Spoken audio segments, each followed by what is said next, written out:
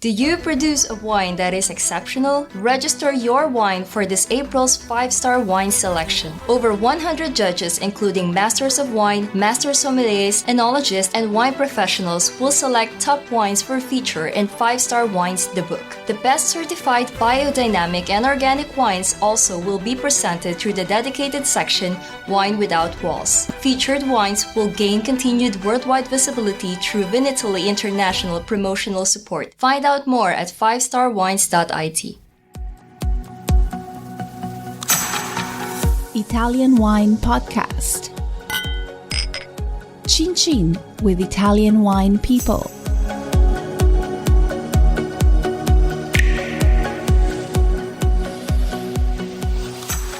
Hello, this is the Italian Wine Podcast with me, Monty Waldin. My guest today is Polly Hammond. Polly founded a company called 5forests. What is 5forests? Are there really 5 forests? And if so, where are they and what kind of trees are involved? 5forests are the 5 forests from which we get French oak barrels. That was ostensibly the name, but at the same time, because it's a digital company, we used best practices, URLs and names, therefore, that start with numbers, get higher hit rates, and 8 characters is the sweet spot for a URL. Really? Yep. Oh, that's interesting. Yeah. There's method in your madness. There was a lot of method in our madness back in the day. So how did you get into the business that you're in, the marketing side, and why are you so good at it? Yeah, I got into it. Don't be modest. I got into it accidentally. No. Circuitously, I suppose, is probably the answer. My father-in-law was an executive for Southern for 35 years. So what's Southern? So Southern Glazers. So yes. What's that? Huge distributor in the U.S. along the West Coast, yes. And so that was the company that put food on my husband's plate growing up kind of thing, you know. So there was, despite the way that large-scale distribution is looked at, we had great relationships with them, let's put it like that. And we made a decision when we were early in life, my husband and I, that we didn't want to go into alcohol because we wanted something that we felt was, I think, a little bit more normal family life, you know, normal hours. And so we went in a different direction. Always kept wine there in the background. It was a part of our life very much in a prosumer sense. What do you mean by prosumer? Prosumer. So that space between a consumer and a professional. So you know more than an average consumer, but you don't make your money off of it. That was where we were. And then we expatriated to New Zealand from the U.S. So how did that happen? That's not something that you do in 5 minutes. No, it's not something you do in 5 minutes, but it took about 7 days. At the time, it was pretty easy. It's a long flight. It was a long flight. It was pretty easy to get residency back then. This was over 20 years ago. We were living in Hollywood, and we were newly married, and we just wanted something different from life. And so we sold everything we own, took 12 bottles of wine and 2 cats, and left. From LA to New Zealand? From LA That's to such New a Zealand. jump in so many ways, isn't it? I mean, obviously physically and the hemispheres and I mean, LA is an incredible place, but it's I would find it a difficult place to live in. I've been there a few times. It's not the kind of place I would want to live, to be honest. But isn't New Zealand just like in the middle? It's a little island, islands in the middle of absolutely nowhere. Wasn't that a little bit of a It was a huge gamble? culture shock. Oh, yeah, and it was. But you know what? When you're 23, you feel fearless. That notion of what the hell were we doing just didn't happen back then, because worst case scenario, you find a way to go home. But it was pretty isolating. At the time, it was very expensive to get off the island, and because we literally had sold everything, there was nothing to go home to. And so we had no choice but to succeed. And actually, you know, when we talk about the work that I do now with wine, I think that experience was formative to how I work. I work specifically with small to medium-sized independent wineries. I don't work with big conglomerates. And these are the people where they are working. I mean, they're working their asses off to build a brand, to pay their mortgage, to care for their family, because it's something that they love and they find worth and personal value in it. And so I think that, yeah, being there and having no safety net and having to learn how to build a business properly from the ground up, and we've now built 3 of them very successfully, has meant that when I go in and I work with wineries, we are talking about, you know, do you have strategy? Do you have goals? Do you understand your numbers? Why are you making the decisions you make in an area where a lot of people go in because of romance? Yeah, the wine industry, they're kind of classic, we make lime make wine because we love it, and we haven't thought about the back end, which is actually keeping yourself financially viable. Absolutely, and there's no point in making something that you can't sell, and you're gonna close up shop. Okay, so you run brand workshops. What is a brand workshop? We do. That was a surprise. That grew up over the years. So just a little bit of history to answer that question. When I first started going in to brands, when I originally founded 5forests, I thought that it was going to be much more on the creative side and a lot less on the business side. And we started getting in with wine businesses all over the world, and what we would find out is they had no strategy, they had no clear messaging, they didn't understand how to use data, or they didn't even access data, and they didn't know what their customer experience should look like. All these things that are quite basic for businesses often outside of wine, but we don't do it so much in wine. And so I just started doing discovery workshops, and I mandated it for all of my clients that before we would take a creative client, we had to go through this so that we had any kind of possibility for success at the end. And then that kind of just evolved into its own offering, which is we will go in with wineries, and I do it all over the world. I sit with their data, their stakeholders. Normally it takes 3 days, and actively and intensively work through getting the answers to all of those questions that can give them the strategy and the filters so that when I leave, they can make good decisions about how do they build a brand that's going to be here in 5 years or in 10 years without those constant day-to-day struggles of should I do this or should I do that, or where do I spend my money, or why. So go on, give us some concrete examples of you come to my winery, I make, say 1 million bottles for sake of argument, reds and white wine, the usual kind of stuff, and I'm a little bit lost. I know my wines are pretty good. I'm not ridiculously uncompetitive, but my brand is unknown. So just give me some concrete examples of how you're going to kick me up the arse. Okay, so the first thing we're going to be looking at is what are your real goals, not your bullshit goals. And this is a super important thing, because right now we are living in an era where we are all expected to have these beautiful altruistic goals. But in fact, a lot of business people, their goals are, I want to build a legacy, I want to be known for having the most awards or the best points, I want to make a truckload of money. Goals that they don't feel comfortable saying. And we really have to push to that. Why are we really in the room? Why has somebody flown me around the world and booked out 3 days for all of their stakeholders? Because if we cannot get to that, there's going to be a very powerful disconnect. That means that whoever's doing their marketing for them is never going to achieve what that owner really wants to see happen. This sounds so obvious, doesn't it? It sounds so obvious, but it's discomfort for a lot of companies. You will spend the first 2 hours where they're just like circling around on what it is until you finally get to what we're really trying to do there. But you know when that moment's come where finally the straw, that they finally ditched their preconceptions almost of you, and maybe it's about we really want to just make money or whatever it is, whatever their goal is. But is there like a moment of release when that happens? Like everybody kind of like, well, okay, we finally got there, we squeezed it out, and now we can address properly what we've been circling around for the last 3 hours. Do you get a bit annoyed? Do you think we could have done this in the first 5 minutes, or do you think this is all part of the process of almost expurgating yourself from these confusions in your brain? Say, actually, you know what? We need to find a clearer route. So my honest answer is that, there are a lot of times I could go in. We've done our research. We know what we're walking into when we go to do a discovery.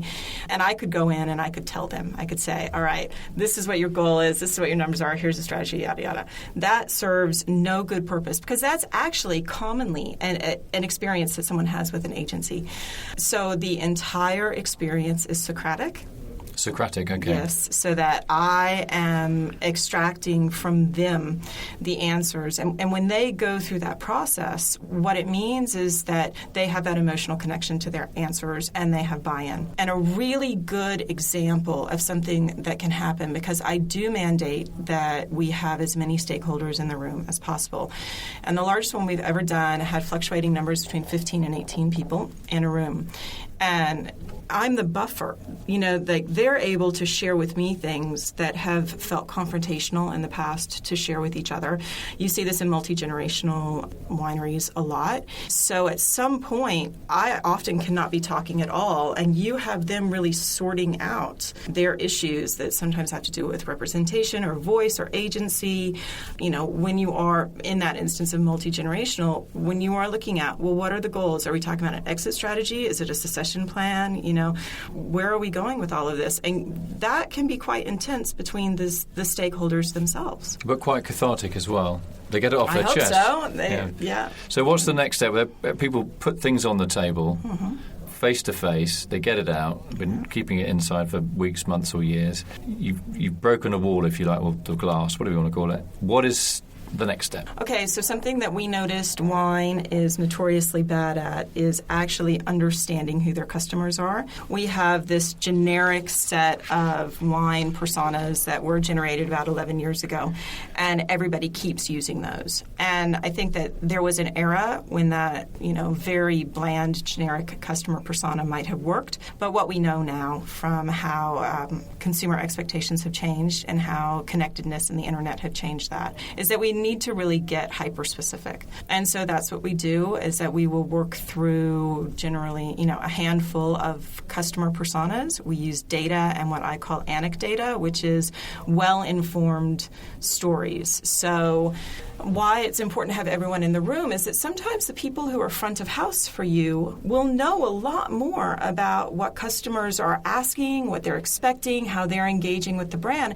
and they are often not given a loud, credible voice. We've had that happen. I had one instance where a key person was leaving. She was a young millennial, and she was on her way out of a brand to go and do other things in life. And having her in the room was vital because she was able to share a ton of feedback that space had never been there for. Did she stay? No, and it wasn't a goal to stay. I mean, part of the reason we chose to have her in the room is because her life was going on. She was staying in wine, but she was going in a different direction. So we go through and we document. That's a really big thing, is that we are documenting what we are doing so that this is scalable beyond the 3 days that I'm in the room with them. We do brand values. We do customer journeys. So we could spend easily a whole day with our personas and our brand values in hand, now, again, Socratically auditing the customer experience from the very moment they even discover, in some cases, that wine exists. Like, why are they there? Because, again, as an industry, and we've got two very disparate opinions on this, but we think we know why people love our brand. I mean, another thing that we do is we talk about what is our competition, and this ties in that we think we know what our competition is. But in fact, our competition isn't other wineries. It's not other wine in most cases. Our competition is a good handbag or kombucha or, all these ways that people might choose to fill a need. And if we can't get down with that, then we're just circling the wagons. We're hoping that something succeeds, and that's a bad way to build a business.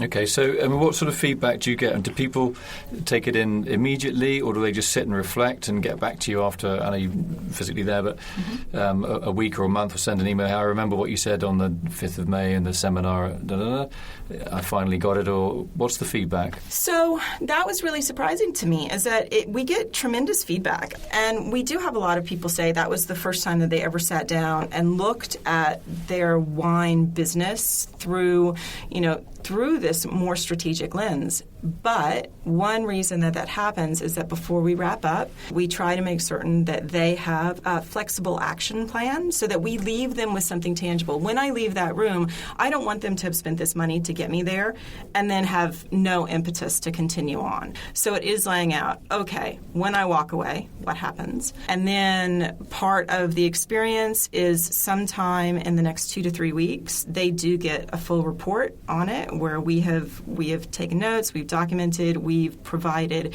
our own insights based on our experience. And that's there for them. Like right down in some cases, if we've gotten to straight timelining, that they will get a full timeline of what comes next through maybe a 12-month period. You know what? You spend 3 days with a brand, I feel invested in that brand. Call me, email me, ask, solve a problem. So what reaction to some companies, I'm guessing, but you'll have people that absolutely get your approach. Oh, thank goodness, finally we've got somebody that understands where we've been going wrong or where we could do better. And there'll be other people in the company that, who the hell does she think she is, this lady coming here telling us what to do? How do you deal with those people? And is it mainly men that are a bit antsy with you, or is that too simplistic? Yes, I have had that happen. Go on, spill the beans. Spill the beans. I have had it happen, and it was learning experience for me. So most of the time, the way that we work, because we do work with small to medium brands, is that I am in direct contact with the key decision makers, and they are the people who decide to bring me in. Awesome. That's great.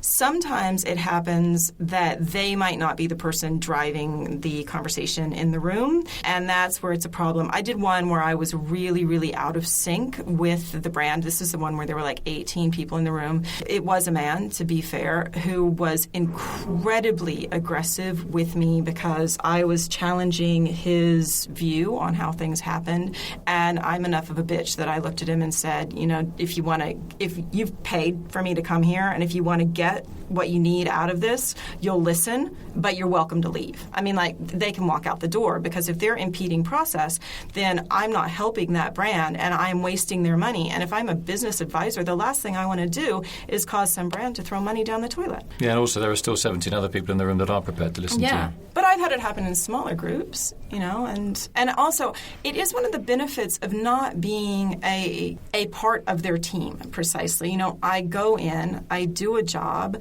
I don't do it to pitch for more work. And so if I walk out the door at the end of day 3 and they've gotten what they needed, but they don't, that person doesn't love me, they don't have to. That was never part of our agreement. Yeah, I mean, the idea, I think, with your job is you fly and you sort it out, and they shouldn't have to call you again if they've understood what you said. Maybe a few follow-up emails or whatever, but it's not like you're going to have to keep firefighting every year, because then something's gone terribly wrong if that's the case. Yeah, is that right? Yeah, and it's also, I hope, understanding that it is something that needs to be a living document. The work that I do with them right now may not be the same in a year or in 2 years. I would love for them to be able to do it themselves. I mean, my full agenda is made public. I don't hide it at all, and all the information you need in the world to do it is out there thanks to the internet. But sometimes it helps to have a person leading that charge. So what's your next step? I mean, you obviously love what you do. Yeah. And you clearly are good at what you do. Go on, what's your next step? What is my next step? You're not going to emigrate again somewhere else, are you? I go to Barcelona next week to try to buy an apartment for my retirement. Yeah. Retirement? You look like you're 23. Thank you. God bless you. I don't think that's going to show off in those pictures we just took. So our next step, we have one that is wine-related and one that isn't. And the isn't is what? Another food stuff? The isn't is, no, not at all. So because we work in specifically digital, we work all the time with tech and data and wine, something that's going on behind the scenes is that we are really looking at the ways that we can use data that doesn't come from Google and Facebook to drive better marketing. I personally am becoming more and more aware of the issues of surveillance capitalism and my own discomfort, with using these platforms. And I think that ethically, if that's a problem for me as an individual, it needs to be something that our businesses need to be looking at.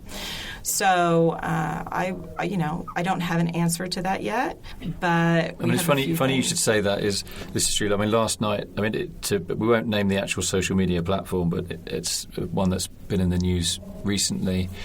And to deactivate your account, again, without naming that, is a real palaver. I mean, both my parents are dead. I mean, it's easier to handle the death estate, whatever, the will of a dead parent than it is to get out of the clutches of this particular social media platform. And you have to have almost a strategy to leave. But when I get the time, and you do need time, I will do it. And so what you're saying is you're going to look at data more for what consumers are actually buying on the street in shops, etc., rather than big data from the internet. Is that correct?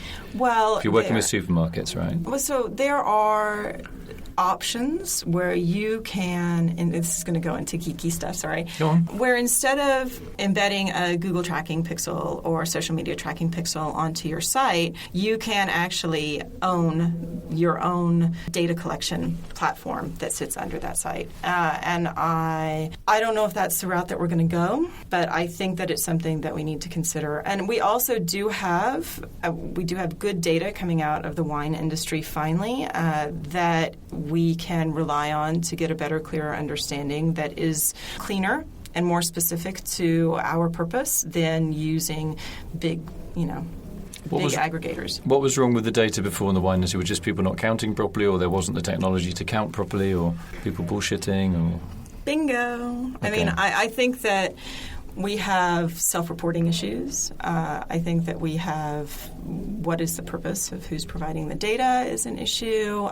But more than anything, I mean, this is why I say I feel like that not coming from wine is a benefit to my clients, because what we have is we have a lot of people who keep looking at the same subsets of data, and they're not seeing a product in a context of a much larger changing consumer, experience, expectation, marketplace, that kind of thing. We can't continue to only look at wine data. We have to look at wine data, and then we have to look at all of the other data that affects the spending that is affecting wine. So, right now we're talking a lot in wine about the temperance movement and moderation. Well, that information came from external to us because our numbers were dwindling. So it's interesting you talk about the temperance movement. I mean, I know that's always been quite strong in America. I mean, you've got quite a complex puritanical background. Yeah, and obviously in Europe and France, even there have been laws passed or suggested made that people should drink much less, and consumption is generally declining, it seems, also in Italy, generational changes. So you're also saying to companies, as well as brand building, you've got to insulate your brand against these trends. Well, so if you go back to other businesses or what big businesses are doing, there's a list of things called the PESTLE factors, and let's see if I can remember these: political, economic, social, technological, legal, and environmental, and a massive list of external factors that impact our businesses. Obviously, we're looking at that from sustainability, climate, and the environment right now very heavily in wine, but do we pay that much attention to all of those other factors? Are these something that small to medium-sized wineries are sitting around talking about? What are the PESTLE factors that are affecting our potential business sales in 5 to 10 years?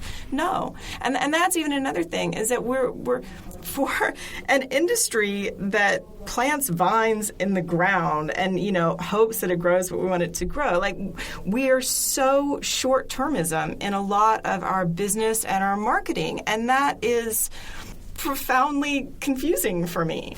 Yeah, and also kind of contradictory almost. It is. It just seems inherently at odds with one another. So it's nice to end on the environmental line, especially for someone whose company is called 5forests. I want to say thanks to my guest today, Polly Hammond. You're an incredibly impressive interviewee, I have to say. I almost didn't have to ask any questions. But I'm sure if you want to come and audit my business sometime, it'll take you 4.5 seconds. Well done. Awesome. Thanks so much, Monty. So it's going to be the data that you have to crunch and the conclusions that you have to draw. I mean, that's a massive responsibility for you. And but you seem like you are the kind of person that can handle that massive responsibility and just cut to the chase, which is what we don't always do in wine. We waffle. I think that comes from our tasting notes. We just, do you like the wine? Yeah, it was kind of fruity and a bit this and a bit that. We've got into that patina of not really saying what we think or even thinking what we should be thinking, and you just like kicking it hard and saying nope. Well, I have a good team standing behind me, I'm making sure that do. possible. So I'm but you're the leader there. You're the the big cheese. So thanks very much, Polly. Thank you, very Monty. Impressive. Thanks. Got to get you back again. You've got to come and audit the podcast. You audit our books and everything. Oh, man, awesome. Our brand values. I know. So it's quite funny because my husband's really familiar with your podcast much more. Oh, he's our listener. That's great. Than I am. Yeah. And so he can tell me all about my podcasters and how that goes. But thanks. That was great. I've never done that before. Really? First time for everything? Yeah. Woohoo! Listen to all of our pods on SoundCloud, iTunes, Spotify, Himalaya FM, and on ItalianWinePodcast.com. Don't forget to send your tweets to @ItaWinePodcast.